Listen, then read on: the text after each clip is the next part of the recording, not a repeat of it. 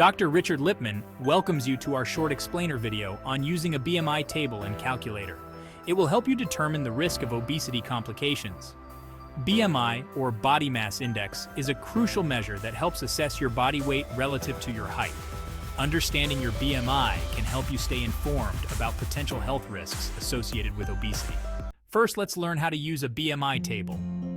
A BMI table lists BMI values along with corresponding height and weight ranges. To find your BMI using the table, follow these simple steps. 1. Locate your height on the left column. 2. Move across the row to find your weight. 3. The number where your height and weight intersect is your BMI. For example, if you're 5 feet 6 inches tall and weigh 150 pounds, your BMI would be around 24. This indicates a normal weight range. However, if the BMI is 30 or above, it falls into the obesity category. Now let's see how to use a BMI calculator. BMI calculator is available on this web page. Here's how to use one. 1. Enter your height in feet and inches or centimeters. 2. Input your weight in pounds or kilograms. 3. Click the calculate button. The calculator will provide you with your BMI.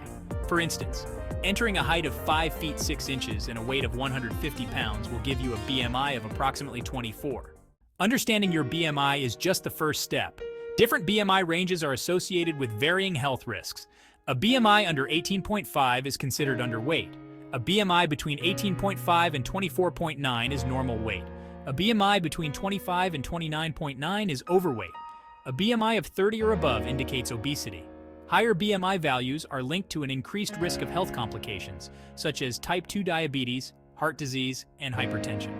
Regularly monitoring your BMI can help you take proactive steps towards maintaining a healthy weight and reducing the risk of obesity-related complications. By using a BMI table and calculator, you can easily determine your BMI and understand the associated health risks.